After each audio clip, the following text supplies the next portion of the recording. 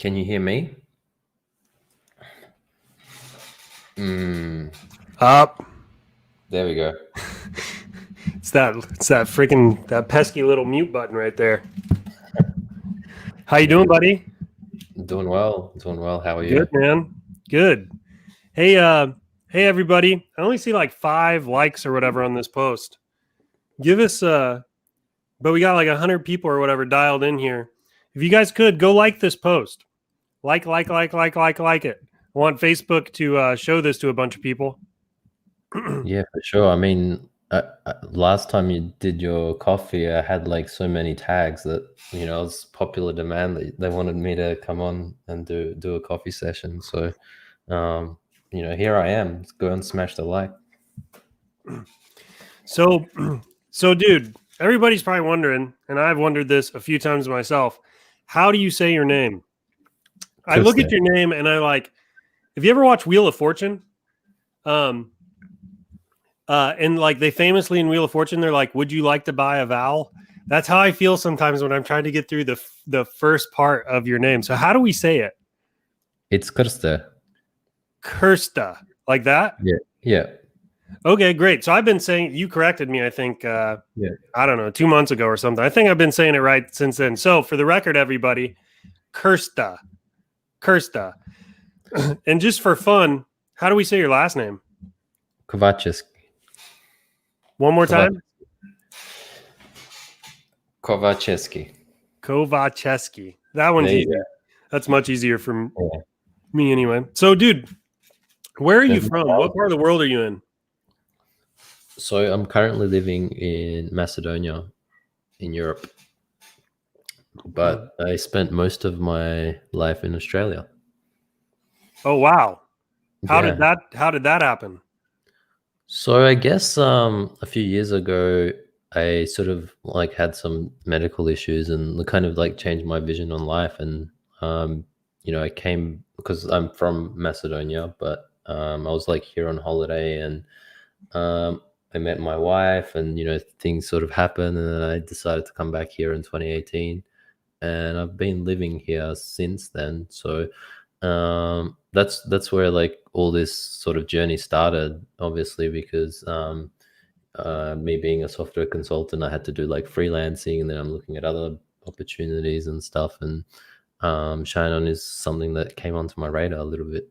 I think it was late last year where I got started with ShineOn. And had you done any like marketing type stuff before? No, like, I knew like when I started, like I thought, my time's better spent doing what I know, like, because I was doing consulting for IT. So I'm like, I'm better off, my time's valuable and getting paid for that. I'll hire someone else to do the marketing for our store that we set up. And, we engaged an agency and, promised the world and, they were quite pricey as well. But, we've had this conversation before. They're like extremely under-delivered. So I had to take it upon my own hands to learn pretty much from scratch. So, messing around with things, I figured things out and, I managed to do a bit of a better result Q4 last year after taking over the accounts. But not quite profitable. And obviously from there I went to your course and just evolved from there, really. So before we get too far into that, do you think so you come from a software background, like like you were a developer?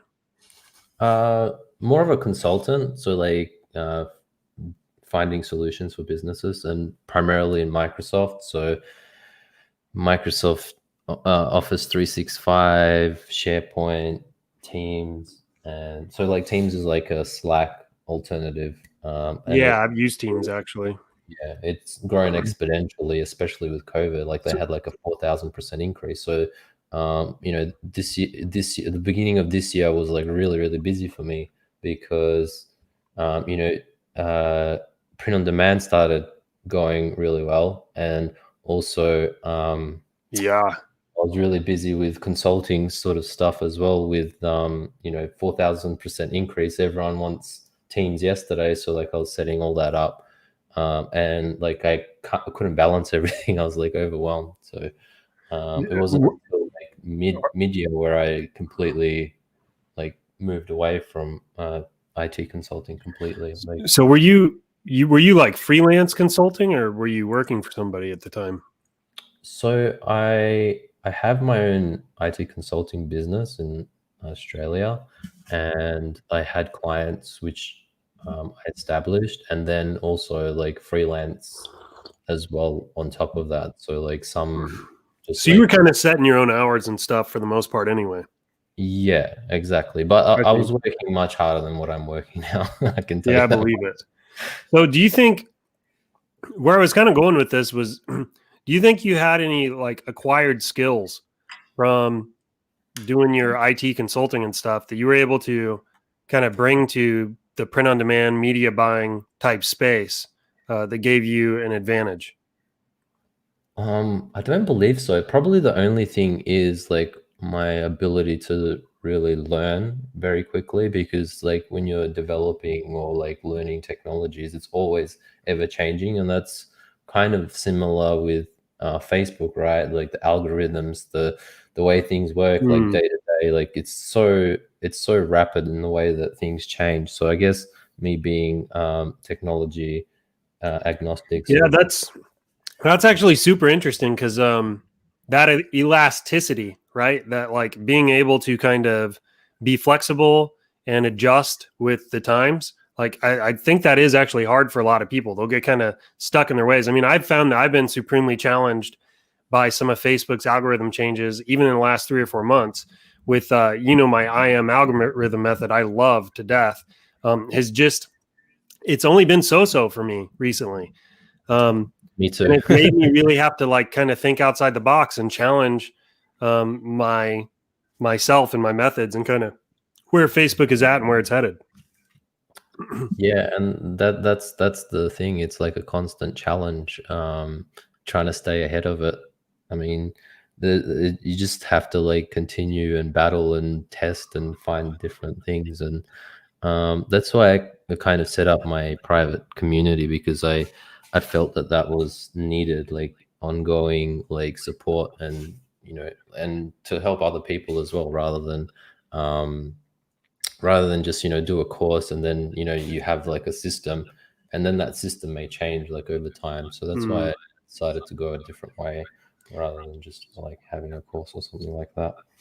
Yeah, that's I mean that's a good point, dude. That especially in times of deep flux, it kind of seems like having that extra support is helpful. That's part of the reasons I've tried to do these lives as often as I have. But so you were saying that, so you don't really feel like you brought any skill sets, like acquired skills from your IT consulting to this kind of print on demand media buying space Mm, outside of like maybe, the whole like concept of being elastic and your knowledge and like continuing to learn and all that kind of stuff. Not really. I mean, if you count like sitting in front of a computer, that's probably like Having a the high only. tolerance for hours and hours and hours in front of a computer. Well, Exactly. Like I know a lot of people that can't do that, like that work like labor, and they just cannot do it. Like I try to like get them to, do something else, but well, some people just not, part of it's just for them. part of the reason I ask is because there are certain professions that seem to excel with media buying. One of them that I see comes up quite a bit, and I don't know necessarily that there's a direct correlation here, but poker players, like professional poker players, people who are really good at poker, like for some reason they get into kind of this media buying kind of thing, and they're uh, better than average at it. And I have my own theories around that. But anyway, I was just wondering, like, what from your background or history helped you come into this space and do so well? Um, Well, if you're talking about poker players, that probably hits home, because while I wasn't a professional poker player, I was pretty good at StarCraft 2, like a video game, which is like a RTS, so a real-time strategy. And I was like in the Grandmaster League, which is like the top percent or 2% of all players in the world. So, wow, good for you, man. So I guess, in that aspect, like thinking what other people are thinking and, working around, like, I guess that does apply to like some of my marketing strategies and some of my campaign strategies as well. It ties in with like thinking what other people are thinking, working out what they're doing and trying to do things better. Yeah, you develop an intuition for outmaneuvering things that you can't see, right? Because like Exactly. in StarCraft, most of the map is clouded. You can't see what your opponents are doing. You have little touch points with your opponents. Exactly. And like in finals, right, you have to verse the same person 5 or 6 times, so you have to like predict what they're gonna do, and you kind of like throw them off by doing the same thing again, and they're like, oh wait, is he gonna do it again? Like it just like so much mind games at that sort of level. So well, it's weird because I kind of hear what you're saying. I don't know that I would have attributed this necessarily to like video games. I played a lot of StarCraft back in like the late 90s and early 2000s, and then I got really into Counter-Strike and some other video games. But I will say that there's something, I don't know how to quite articulate this or put it into words, so maybe you can help here, but there is something about like when you're trying to discover like the way the algorithm has changed or like currently works, like there's no manual or anything you can go to. You literally figure that out by kind of testing and in a way feeling it out, like I remember one of the ways that I kind of stumbled onto the whole IM algorithm thing was just that I noticed that whenever I launched multiple ad sets, some of them, like even if they were duplicates to the same audience, some of them just sucked and some of them did great. And the ones that did great would just go on doing great. They just continue.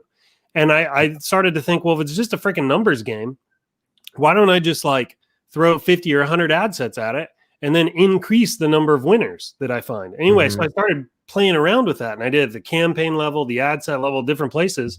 And like through that testing, you're able to kind of feel your way around an object, but like in the dark. You know what I mean? Like you're able to kind of learn what the algorithm's doing by pushing back against its resistances and figuring out where it gives and things like that. Yep. And that's all it is. Like the method which I was talking to you about like a few months ago was just like me like making a mistake. I actually made a mistake based on someone else's method, and I kind of evolved it with my own parameters. Like, so I made a mistake and it worked, and then like I changed a few other things, and then like I have my own method which was like working really well.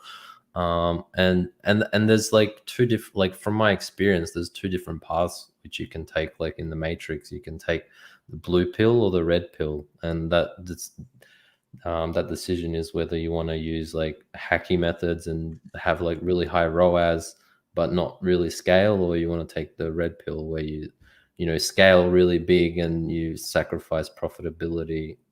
So yeah, there's like ups and downs of the two decisions that you have to make. So yeah, it's crazy.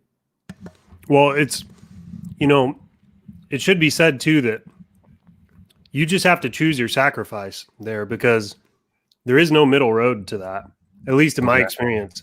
Like when I did my 92K day or whatever, I really did hit about a 3 ROAS, but like, again, I kind of think I had a unicorn product. I was in the right time in the right place. Like, I think it's going to be hard to replicate that exact kind of success.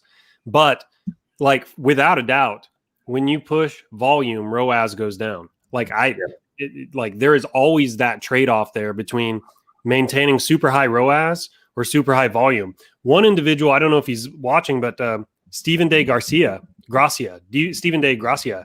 this dude is like, he's a master media buyer, in my opinion. And one of the things he's amazing at is achieving incredibly high ROAS with like low volume. So, I mean, he was, I think the last time I really saw some big posts from him were like around April, May timeframe last year. But he was doing he was doing stuff where he was spending like $70 and he had like $700 in purchase conversion value. I mean, it was crazy, but it was all at low, like small scale. He couldn't scale that much larger. But anyway, so yeah, there's always that trade-off. And yeah, I did share the insight. I think someone else posted something in the group the other day that basically, from my experience and my guesstimate, is that with like when it's in the learning phase, Facebook will send you leads, so people that are not qualified yet. So it doesn't know if they're a view content or an add to cart or initiate checkout or a purchase person yet. So so it'll send you some of that traffic as well as some purchase conversion traffic. And what tends to happen is when it's in learning, it will find you like buys, and that's sometimes what happens when you have like products that do really well and then nothing, because of the experimental traffic, they convert like really well. So you can have a really good streak with this learning traffic. But what happens is after it finishes the learning phase, it won't send you this experimental traffic, and the price of the traffic goes up as well because it's only sending you purchase traffic after that point. So the increased costs and only that traffic, so your ROAS does tend to go down after ad set is optimized. But like you say, you can't really scale the small scale budget sort of hacky sort of method. So it is like that trade-off there for sure. I also hear you on the products. What's that? Someone will copy your products if you slowly scale something. Yeah, I know, man. That's why one of the things I've said repeatedly is like your goal is to find a winner and then scale it to the moon. I mean, you do not want to move slowly on it. You want to take over market share as quickly as you possibly can. The other thing is, I kind of wondered, I'm curious what your thoughts are on this. I think that Facebook, how do I articulate this? Like, I'm almost certain that Facebook is reading the products now, like the images, right? It is and reading the images. What's that? It is 100% reading the images, because I've seen some of the bot code and it actually does, like it reads the message cards, and sometimes it reads it wrong, and that's what can cause. Dude, that's a good point, man. Yeah. Well, where I was headed with that though is like, I think, and this is total speculation on my part, but I think if you have one seller that finds a winner and they're dumping boatloads of cash into it, they're scaling it, and then you have another seller come along and they just carbon copy the winner. I could be wrong about this, but I think Facebook knows. I think they know, like, hey, we have this account over here pushing this product and it's doing really well. And I think they give it preferential treatment in the auction. But I'm curious what your thoughts are on that. Yes, it'll definitely have preferential treatment in the auction. So there's many things which get considered as to advertiser's value score. So like the page engagement, the previous ad performance. So if an ad starts off well, it'll generally continue off well. And as you say, like if that ad is continually doing well, that advertiser score goes up. So if you carbon copy someone, it's very likely you're gonna, especially if you're using automatic bidding. So if you just basically go, here's $100, here's my product, and get me the best results you can for that budget, the other person will win the bid because they've already got a higher value than you, because they've had that ad out for X amount of time, and Facebook knows where that value is, whereas you're a new advertiser and it doesn't know where your value is. So and if you're competing against the other product, you're likely going to lose the auction. So that'll just drive your bids up and up. So you find your cost per purchase will be, $50, $70 or $100. So a lot of the people that, like, even drop shipping, when they do straight copy products, you find that their margins are very, very thin. It's just the way of the game, and like there is like tricks around that, like using manual bidding and pushing bids up to compete against that original seller and drive the value up quicker and take over the position. Like there is like It advanced becomes a strategy. tug of war over Yeah, that total value metric. Huh. exactly. So there is like tricks to compete with other sellers and beat them in the auctions, but yeah, that's more advanced. We can talk like a full half a day about manual bidding and like tricks you can do to acquire a customer base. But like, yeah, like as you've recommended to everyone, as I've recommended to like all of my private members and anyone else that sort of has had a conversation with me, is not to like straight out copy other people's designs. Do your own take, find a different audience which you can pitch that product to, like do something different, because all of the times where I've had like super high ROAS is where I found like an engaged audience, and they're just like snapping up the product, like and even with my like one of my private group members is like doing really really well. He found a particular a movie which is quite old, but it's got like a super engaged audience. So he was able to like blend the two niches, like so the wife and this movie, and he's just like doing like 6 7 ROAS at like pretty good scale as well. So it's like there's so many like pots of audiences out there where it's like untapped yet. So there's plenty of opportunity. There's no reason why you should just be like competing with people, especially when they're at scale, to try and acquire their customers. Dude, let's talk a little bit about creativity. So this is something that I think, how do I put it? Those that are more like engineer minded type individuals probably struggle with when it comes to the print on demand space. But I kind of see this wave happen every time there's some new trend kind of in this marketing world that we all play in. And that's it. Like when a new product comes along, generally like, how do I put it? Like the you don't have to be super creative to do really well with it. You can take things that are pretty simple, pretty standard, but since it's like a new product, that alone makes it stand out in the newsfeed and draws attention and eyeballs to it and that kind of thing. But over time, as the market gets saturated with those types of products, it's going to take something more creative. Like like you're just going to have to get a lot better at appealing to different segments of the audience. I'd like what, first of all, does that sound true to you? And second of all, like, what do you do to stay creative, to make sure that when you find an idea, you're putting kind of your own unique spin and flavor on it and making something that perhaps people have never seen before? Yeah, so I guess the first part of the question is the designs I always keep super simple, just like all my advertising campaigns. Like I like to keep everything simple, and most of my designs are like if I'm going like really broad and I'm not like doing like a sub niche, like we were talking about like a movie or something like that.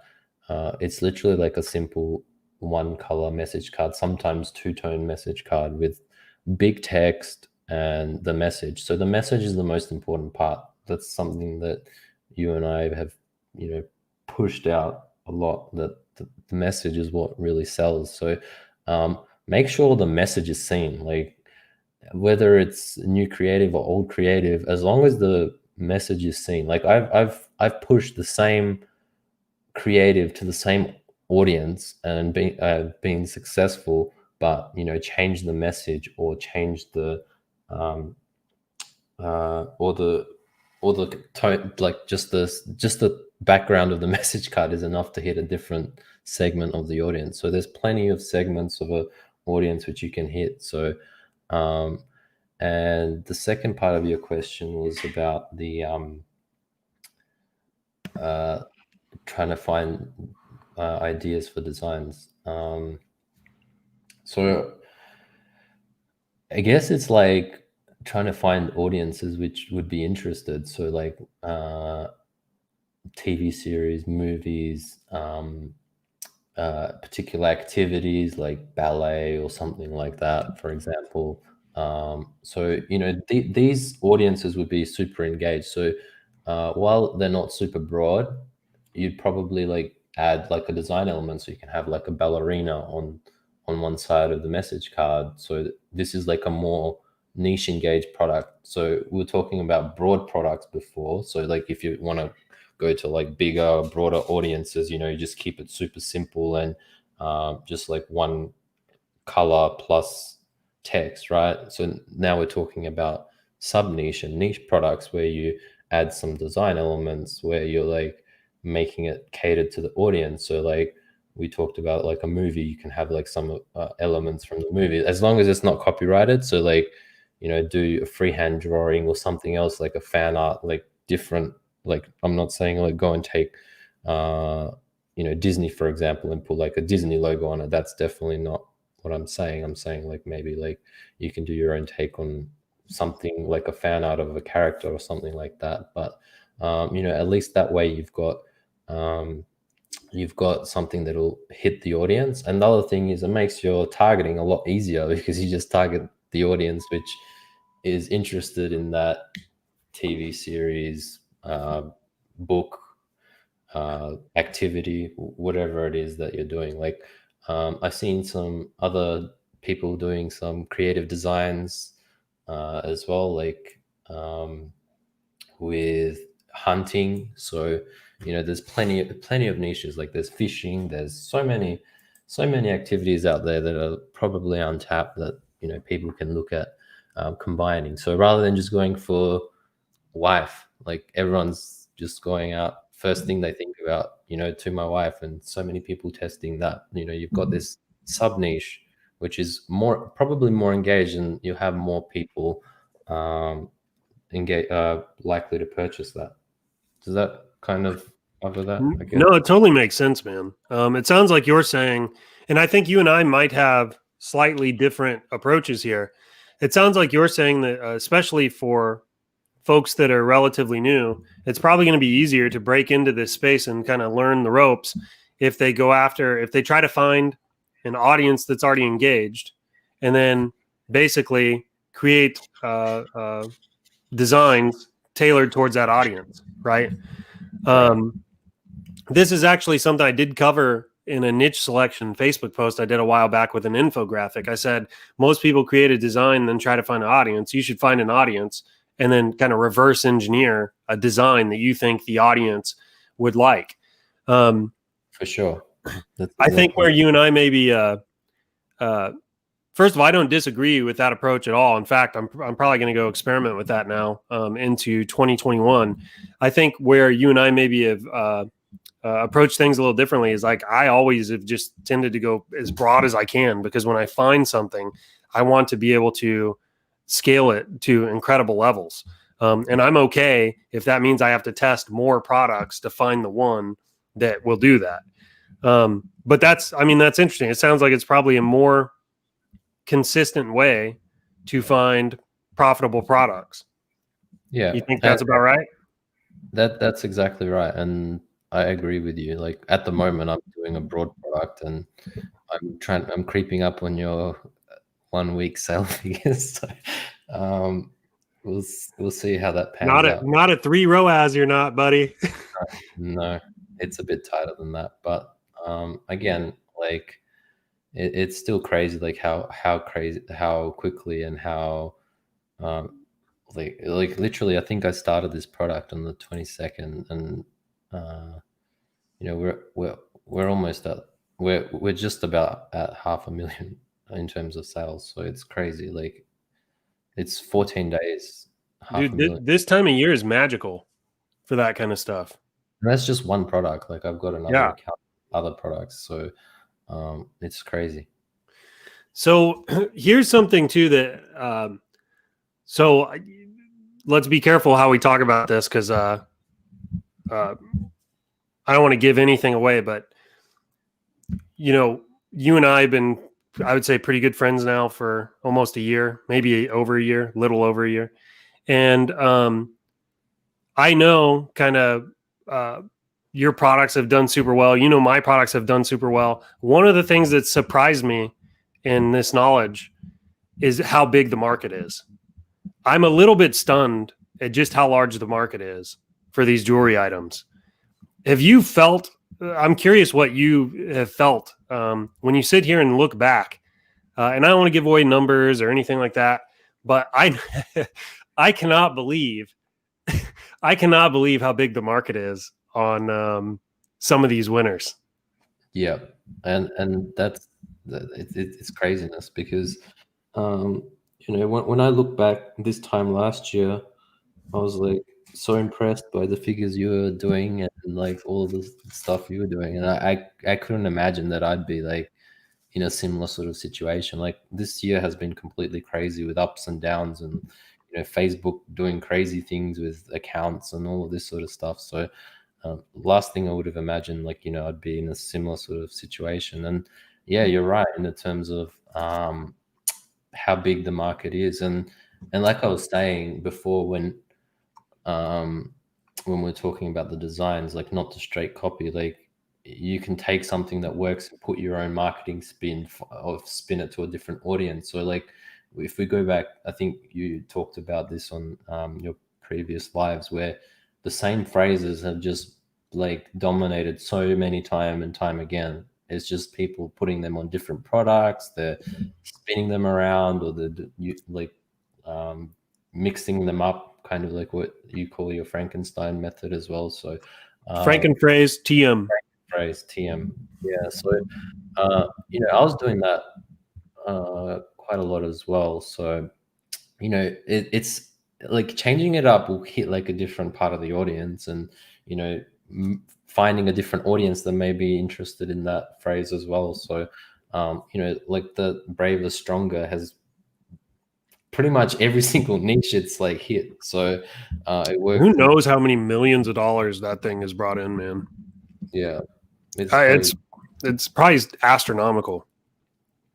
Yeah, and the thing is, like, most of the time when I see successful products, they have like some sort of variation of something that already works. So, or other products which I've seen is they've taken inspiration from a phrase and they've like kind of kept the same tone. So if it's like a cheeky tone, they do their own like sort of cheeky tone. So just flipping it a little bit, but keeping the same thing and targeting the same audience. So it's slightly different, like in terms of what it's trying to do. So it's like even subtle changes with something that works can work again. So it's So dude, go ahead.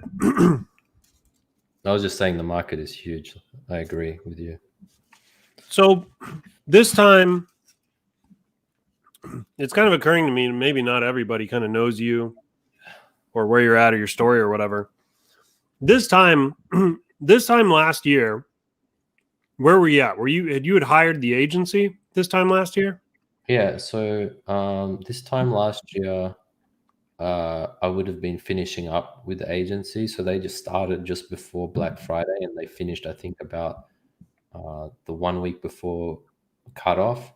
And yeah, I think the result which they got me with $2,000 ad spend was 0.5 ROAS. And I think when I took over the ad account, I ended up being at like a 1 ROAS, which is half better than what they did, and I didn't know much at all. And the big thing which I think they were doing was they were using Pixel for all of the niches. So they were mixing father and daughter, mother and daughter, and this is something which I learned from your course. And but like again, like I've had other people say, oh, it doesn't matter, but like for me, what works, right? Like I've tried so many different things, and I'll make another guesstimate here, because one thing I found is when I do these like pixels, they are like so zoned into the particular type of buyer that I can't change anything on them. I can't change the color of the message card. I can't change the necklace, because as soon as I do any sort of change, once it's like super like we're talking like super optimized, it just doesn't like throwing anything else at it. So if we take a step back and talk about like a general pixel, I think that same sort of thing applies. Like you can't really super zone in on the buyer. So general pixels will work as well, because like if you just keep spending, and it'll build up all of the wider sort of audiences. So but if you want to do it in a quicker sort of aspect, I think and if you don't have so much money to spend, I think the niche pixels are still the way to go. Yeah. So back to the agency real quick. Mm-hmm. One of the things that's always struck me is like the print on demand game is just fundamentally different than other marketing. So like I did agency work for a while, and most e-commerce companies don't have just a plethora of products for you to mess with. They have a handful of products maybe in their entire product line, and you spend most of your time testing on the creative side, right? So you're constantly like trying to come up with new angles and new creatives in terms of images and videos and things like that to work to get them to sell the one single product, right? And if the product is garbage, it's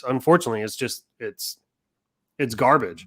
Where the print on demand, in a lot of agencies, that's what they're used to dealing with.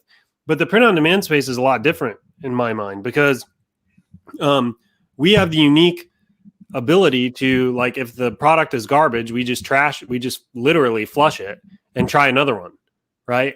Whereas most agencies will sit there and just keep throwing good money after bad, trying to optimize a pixel or trying to get the campaigns out of there are all these reasons that they just need to keep throwing more and more resources at what is basically a failed product. I don't know that agencies will ever be good in the print on demand space. What do you think about that? Yeah, I don't think so either. Like I talked with a few others because I wanted to sort of delegate some of my stuff, but they just don't really understand. Like I guess they're more like programmed into like macro level. Doesn't matter what the cost per acquisition is, we'll get the lifetime value of the customer, where that's super different to what we're doing, especially me. Like I'm doing like so much cold traffic. People are just interacting with my product for the first time, and I pretty much have to convert them at that point. Like you have to make sure that you address all of the customers' objections. So like if you compare it to like a car salesman, right? So you go in to buy a car, and they will do everything they can to sell you that car. Like if you have an objection about budget, it's a bit out of my budget, then they'll go, the payments are only X. So they'll address all of your concerns. Or it makes noise with the tires. You can put like different tires, will do that for you. So they'll manage all these objections. So we pretty much have to do that with our creative, our offer, and our product page copy, right? So that's our only chance to convert that customer. So although you can retarget them, but most of the sales process happens in that quick am I going to this or not? It's like nothing. You have to pretty much meet all their objections, and that's why I think the lifestyle creatives, which you were talking about, like actual like photos of the product, work so well, because that's another objection I think a lot of customers have, is that they don't believe it's real. Like there's so many like scams and other things running on Facebook that they don't believe it's real, like if it's just like a creative. So like having like real photos of the image, like when you're scaling, helps quite a lot, because it deals with that buyer objection for that particular thing. So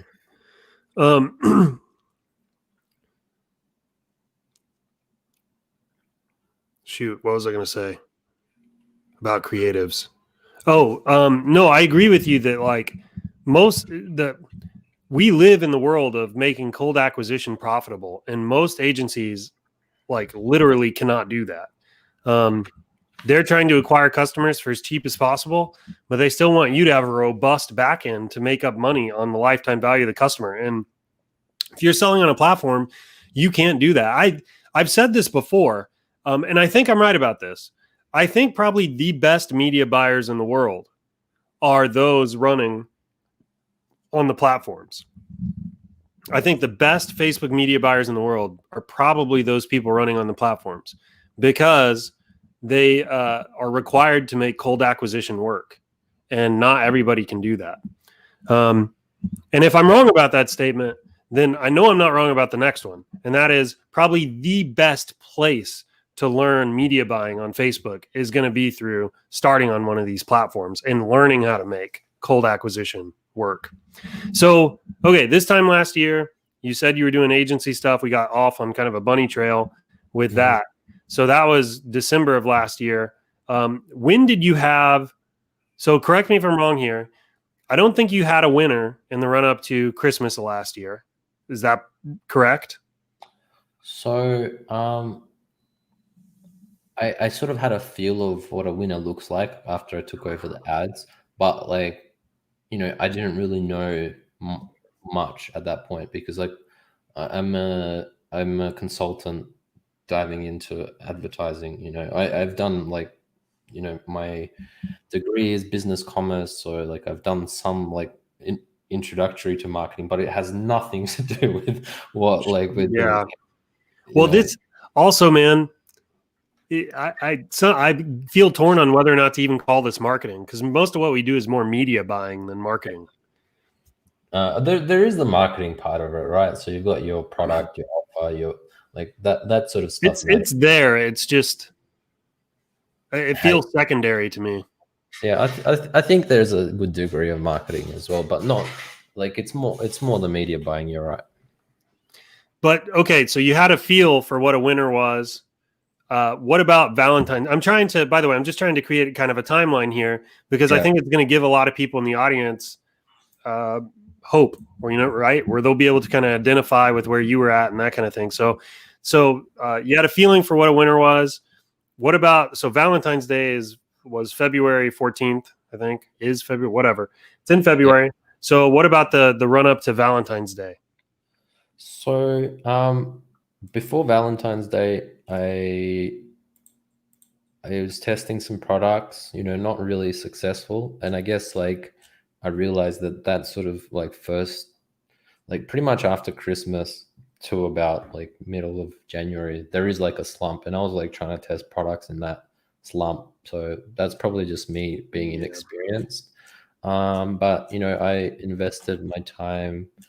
I got your course, and I invested time learning a lot of the content, and you know, there was ups and downs, and you know, a huge learning curve. But I think I managed to do like 15K in revenue, and you know, actually start to break a profit, and you know, cover some of my previous losses in a very short span of time. Like, so I did the course, and I think there was like 1 week where, you know, it was ups and downs, and like financially I was pretty, you know, I was financially in a pretty bad position because of all the money I lost from Q4 the previous year. And I actually remember you IMing me on Facebook about it. Yeah. So like I already had like so much invested, and like I didn't get paid from a consulting client that owed me like $5,000. So I was like in a pretty tough financial spot at that point. But like fortunately, like the second week, I kind of got a hang of things, and like I got like some of the methods which you're using worked quite well for me, until someone sold out all of the Forever Loves. And then like I didn't have any product to sell for like 5 days. So I tried to switch to another product. It wasn't as profitable. I forgot about that, dude. I completely forgot about that.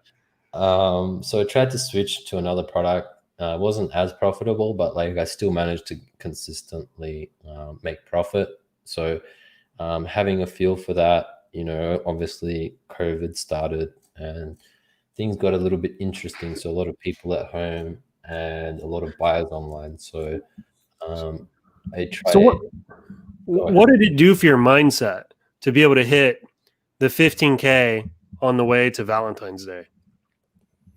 I I guess it was just like me not giving up. Like I really wanted to make it work, and uh, I really appreciated what we had in the private community. Like we had like the private group for the econ profit formula. So a lot of members in there were supportive, and that's what I kind of trying to replicate with my private group as well. Just having like engaged entrepreneurs and continually having the support network, because that did really like help like the family like environment, and you helped quite a lot as well. So having people around you that are positive and are Hmm.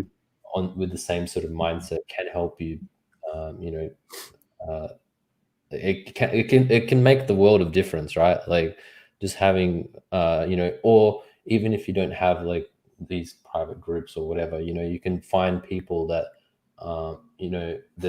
there's a community here at ShineOn with like 15,000 members. You can find people that are maybe a little bit better than you, or people that are starting out just like you, and you can network with these people and share experiences and learn from each other, and they can help you not give up, sort of thing. So I think a lot of the mindset, not giving up and trying to prevail, makes a lot of difference.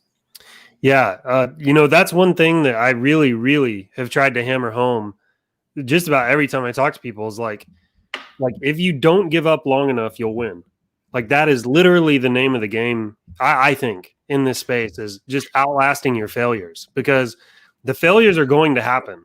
Hmm. No matter what, you're not going to get away from that.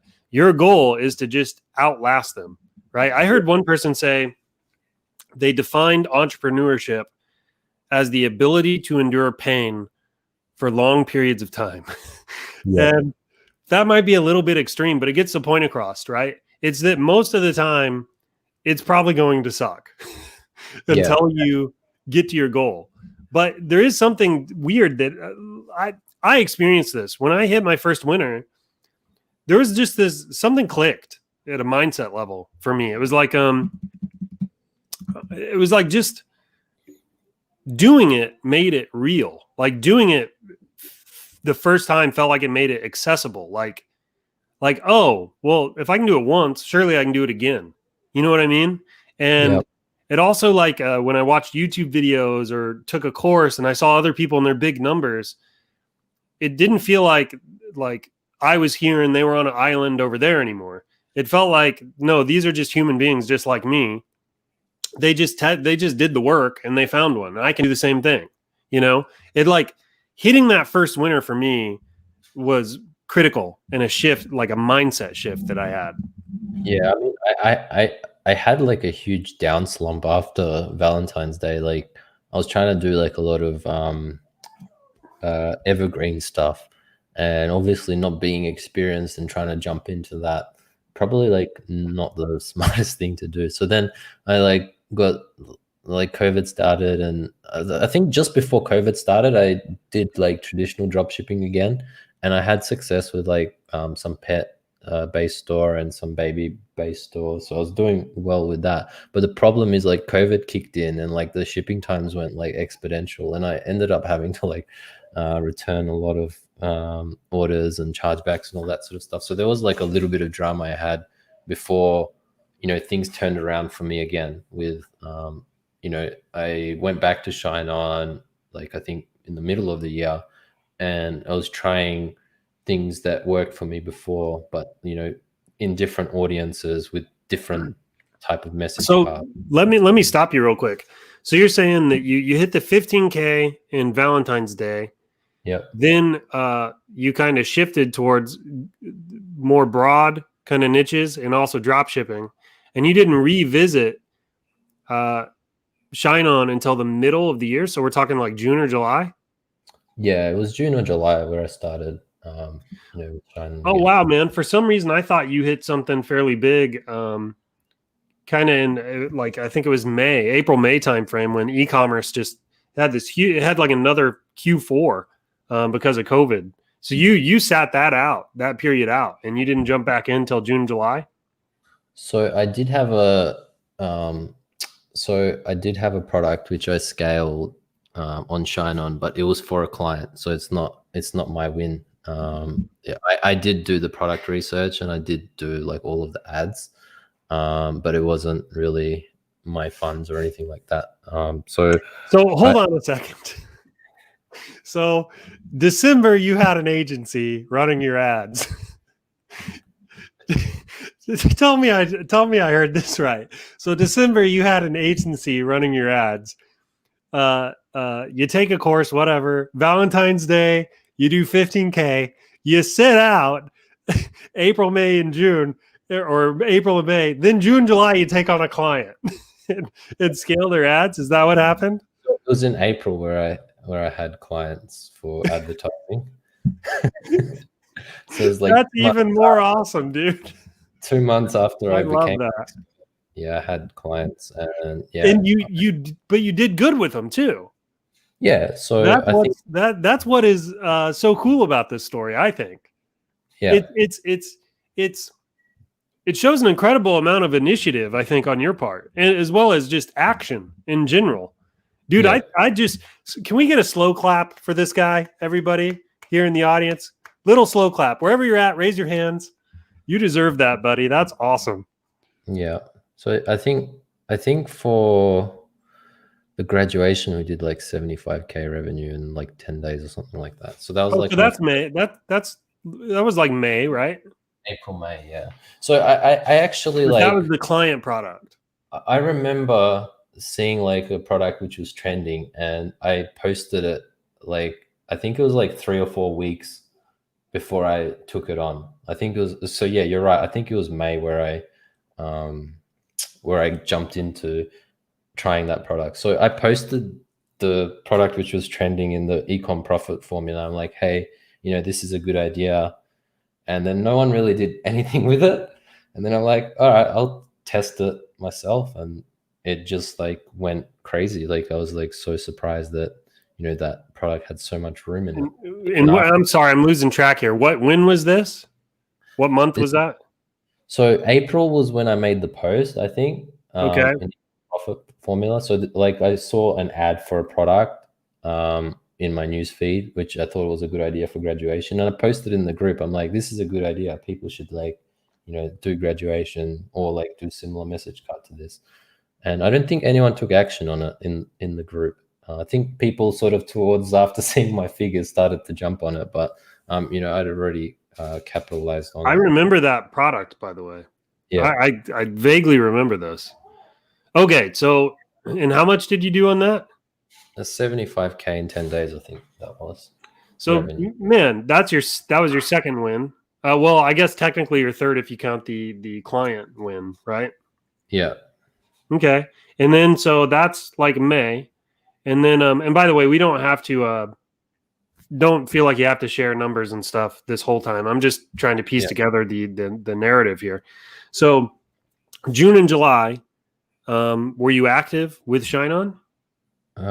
June and July, yes, I was. And where, again, you don't have to share numbers unless you just feel inclined, but where were you at? Were you testing? Did you have winners again? Where were you at in June or July?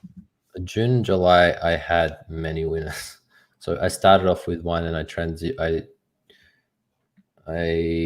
so I had my first winning product, and then I had my second winning product, and then I actually shared a product idea in my private group, and I was like, the audience is hungry, and this product can go multi 6 figures for sure.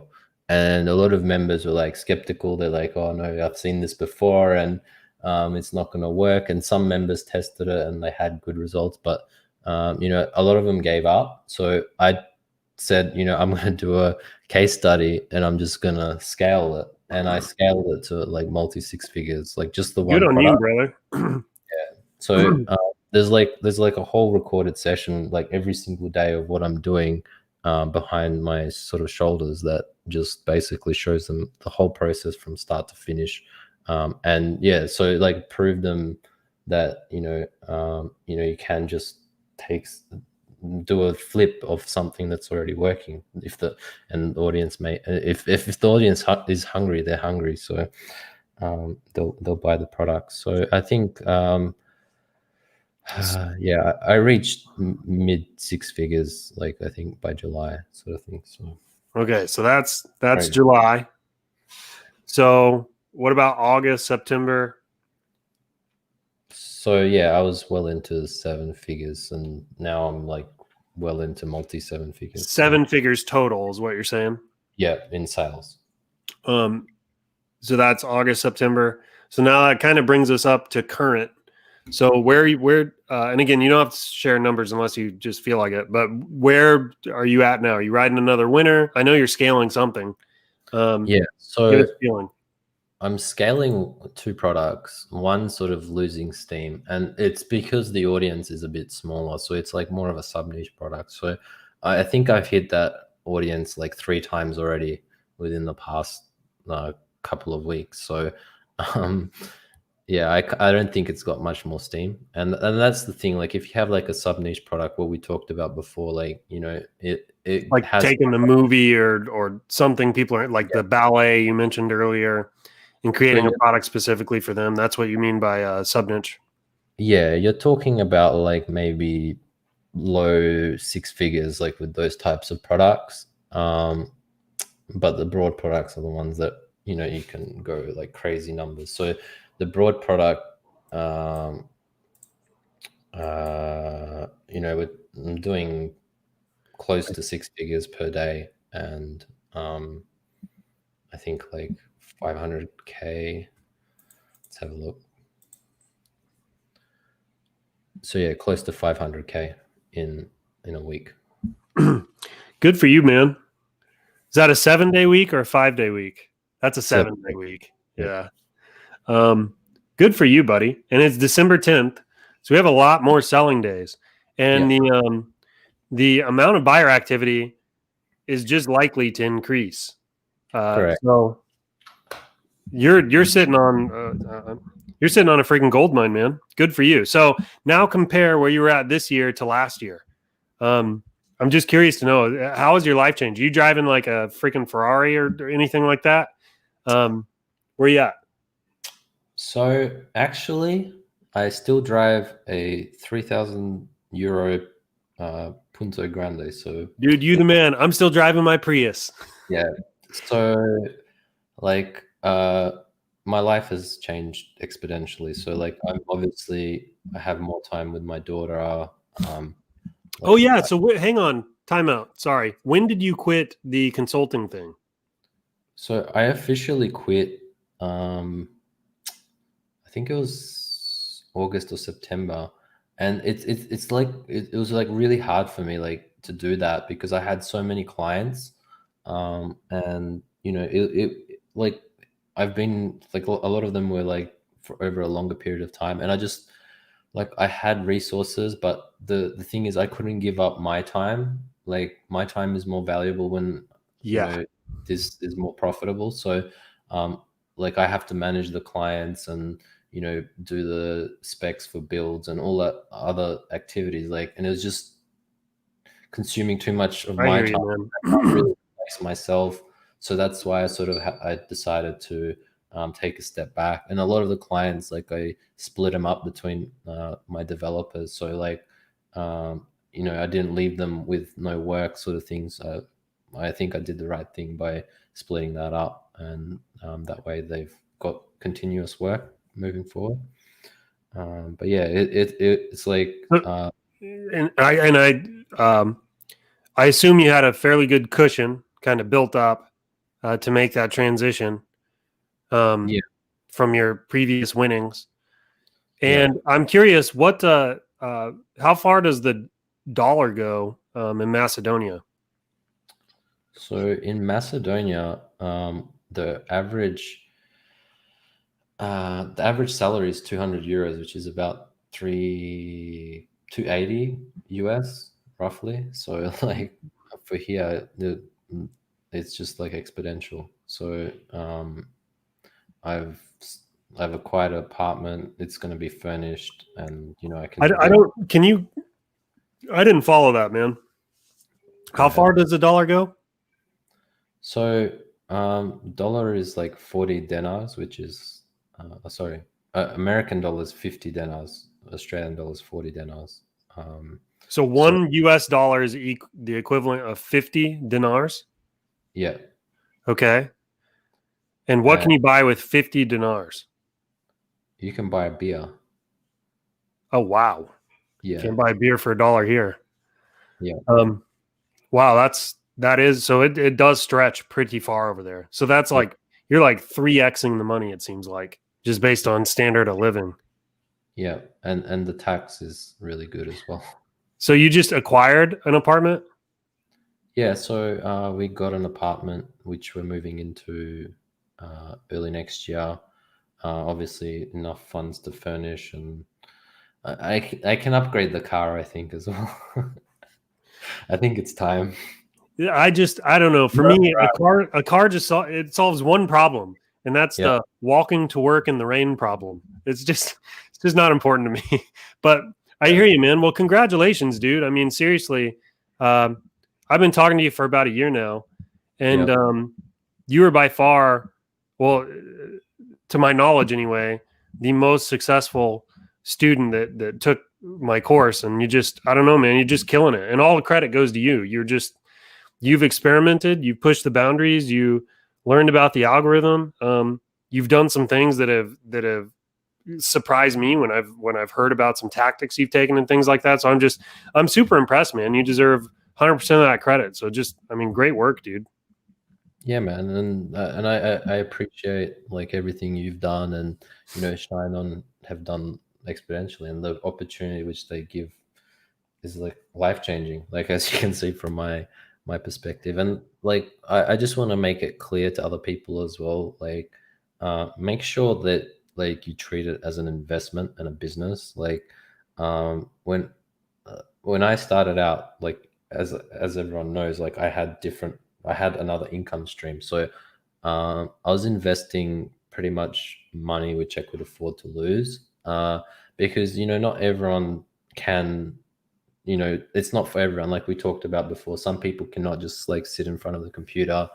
There's different things. So not to discourage people, but you kind of have to set up like your investment for this, and make sure it's something you're comfortable with, because it can run away from you very quickly. And yeah, so Well, in just good grief, I'm sitting here going, man, Krste must be living like a king if $1 is like 50 dinars. And I, relatively speaking, I have no frame of reference for that. But look at it the other direction. Krste, for a great deal of time there, was spending 50 dinars, which was the equivalent of $1 to test campaigns and things like that in the U.S. So I mean, when you look at it the other direction, you were spending what would be the lifestyle equivalent of 3 times what we spend to do some of this stuff. So in terms of risk, that's saying something, I guess. But I agree with you that people need to approach this sober-mindedly. Again, like you said, not to discourage anybody, but you need to be real about this, that it can get away from you quick. And by no means should anybody do something rash like quit their job when they haven't built up a nice nest egg in the savings account and develop their skill set in this space, because there's no guarantee of success. yeah, and that's the thing. Like, I've replaced my I've replaced a portion of my my consulting income with my private group. So the private group is more about helping people, but it does provide like a monthly income that is like sort of secure, right? So so while I don't get that sort of static income, like say if I'm not doing advertising, I still have some sort of income, and then you've got something to test with. But I'm not saying everyone's gonna like go to that level and then they're also going to take on clients or do their private group or whatever. But yeah, so it's just like you should always have an income stream while you're trying to work on your side hustle, because or multiple income streams, right? So you should have secure income, because you need to invest money in this, whether it's testing, whether it's scaling. You need that flow of income. And if you want to scale big, you have to have, I don't really recommend credit, but you have to have funds to do it.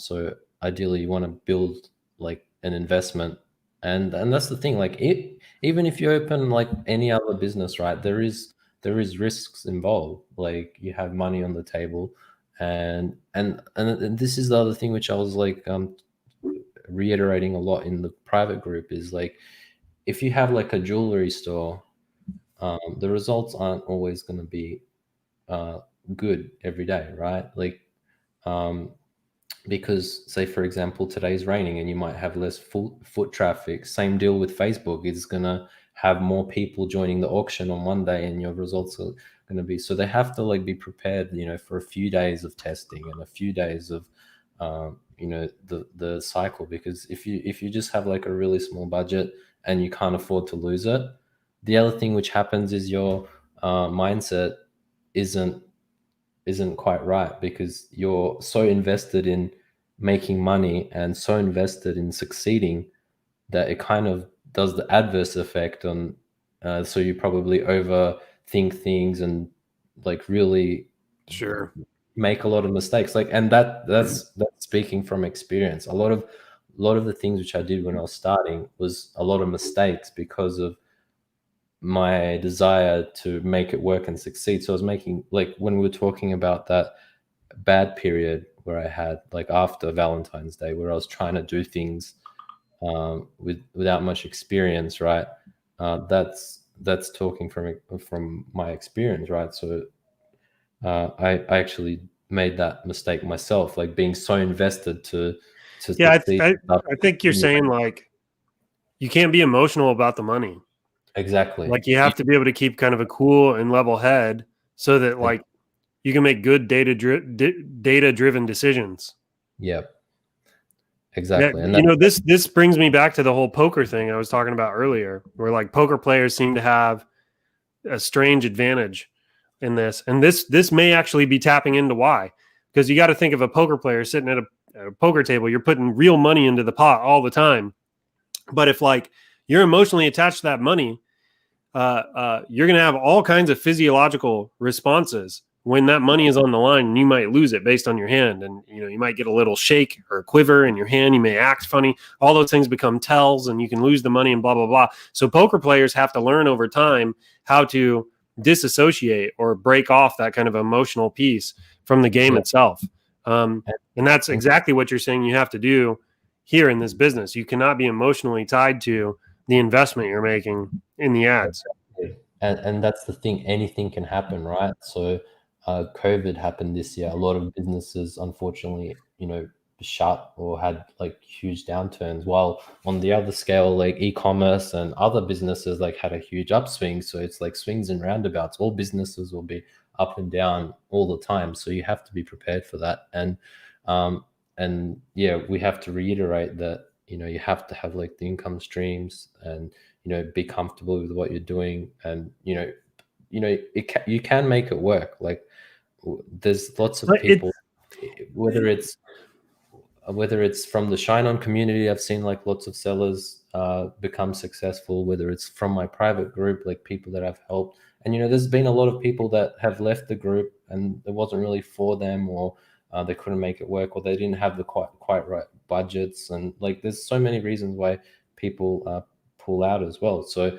that just as long as everyone's comfortable with what they're doing and they understand the situation and not being emotionally attached and making emotional decisions, you want your buyers to make the emotional decision, not you, the seller. Yeah, for sure. The buyers need to go to your ad and be emotional. Oh yes, and I'm going to buy it. So you let them be the emotional person, not you.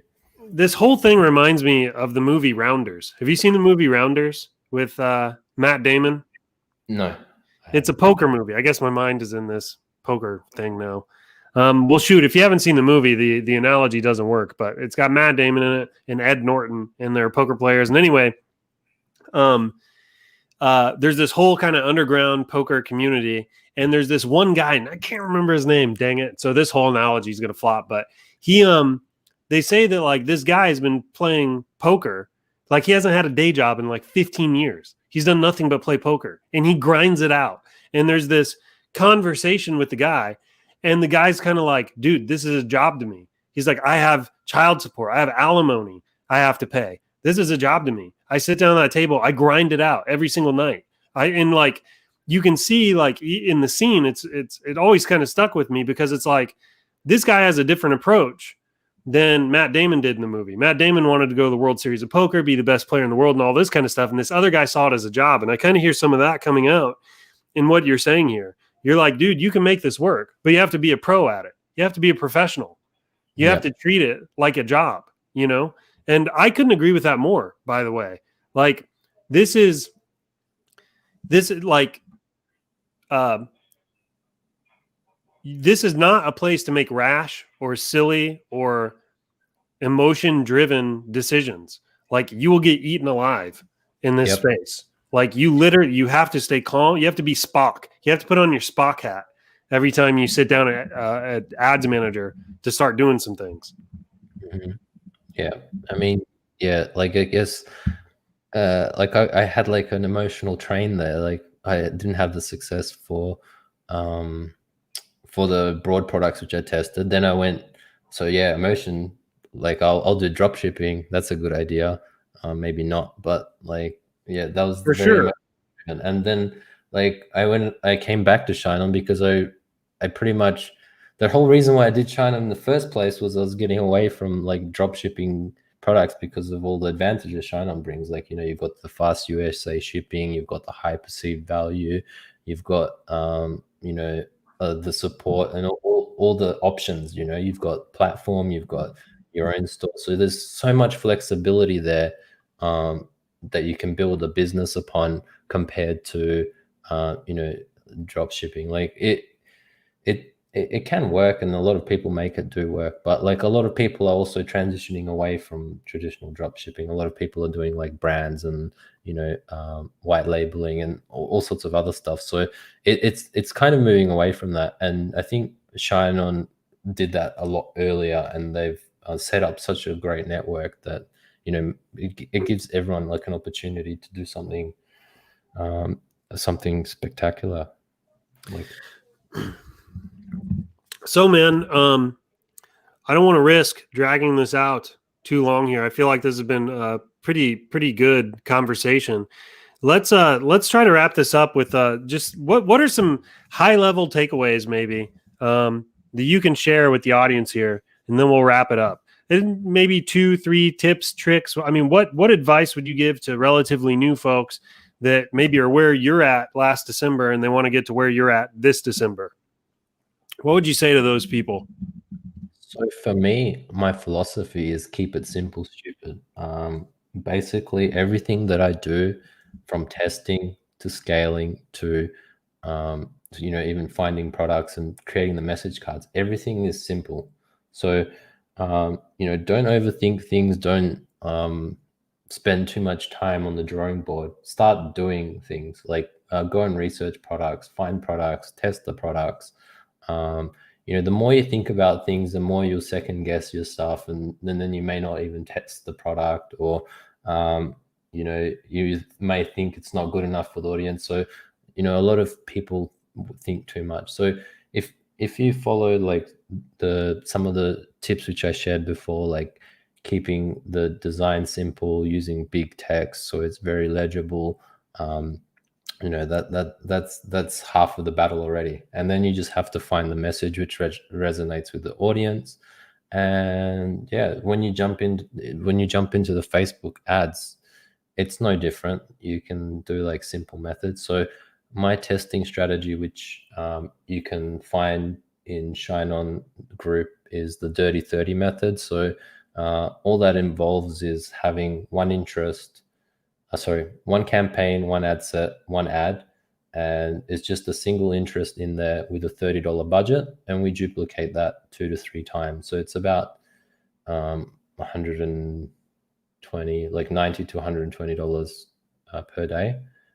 for testing, and we look for like 2 to 3 purchases across all those campaigns. And I don't run any rules. Like the only rules that I have on that is if I don't achieve a purchase by break even. So if my break even is $32, if I don't achieve a purchase on a campaign at $16, I'll just cut that and it's the end. But there is other situations. So if you have like a purchase or purchases, then you can look at scaling it. Purchase, I'd probably just leave the ones which acquire the purchases to run several days because they are CBOs. So CBOs, you know, perform generally better after the second, third day. So, but yeah, you follow the trends. Like it doesn't matter which strategy you're using in advertising on Facebook. Is if it's trending down over a few days, then it's likely not going to recover. If it's trending up, it'll likely get better. But like once you start pushing budgets, you might hit that threshold. So you follow the trends. Like the data's there. Like you look at your data. Is it getting better or is it getting worse? And you kind of make decisions based on that. And that's basically all I can really share without going. So keep it simple, right? And then kind of that dirty 30 method and follow the trends. And that dirty 30 method is posted in the ShineOn group. People can just go there, search dirty 30, they'll find it. And like people, myself and other people have scaled with that method. So basically, we just continually add those campaigns. But you know, all of the information is there, so people can look that up and have a look. Awesome. I know there's several people which have posted on the post that, you know, they had success with it. There was a few questions which I've answered on there as well. So it's pretty in depth. So yeah, go and look out for that if you want a testing method. So just go to the ShineOn group and search for dirty 30. I've seen that post actually pop up a handful of times over probably the last 30, 45 days. So yeah, it is still active and getting comments. So, hey, Krste, man, thanks for hopping on. This was fun, dude. I want to do more of these. And I'd like to have you back on in Q1 to talk about your results from the next 10 days of scaling. Yeah, my pleasure. Thanks for having me. I know that there's plenty of coffee sessions, and it was a pleasure being a guest on here, I guess. Yeah, man. No, I actually loved this format. Hey, if you guys liked this format, I need you to let me know down here in the chat because I'll do more of these. We'll have Krste on. We'll have other sellers on. So if you like this format, make sure you let me know here. I'll go through the comments and see what you guys thought. But anyway, just a suggestion, I guess. If some of my private group members are confident enough, we can do some additional interviews of their journeys of how they started and where they got to as well, and what things sort of helped them along the way. If that's of interest to the audience. I'd be happy to. Yeah, I'd be happy to. I'd love to do interviews like this with other people in our community all year long. I actually really enjoyed this. Plus, I got to be honest, me getting up every week and teaching, I get sick of myself, if I'm quite honest with you. So this was for me, this was refreshing and a good change. So anyway, Krste, thanks so much for hopping on, man. And we'll talk again soon. Yep. Take care, buddy. Bye-bye. Thanks, everybody, for joining. Really appreciate you. And we will see you next week. Take care, everybody.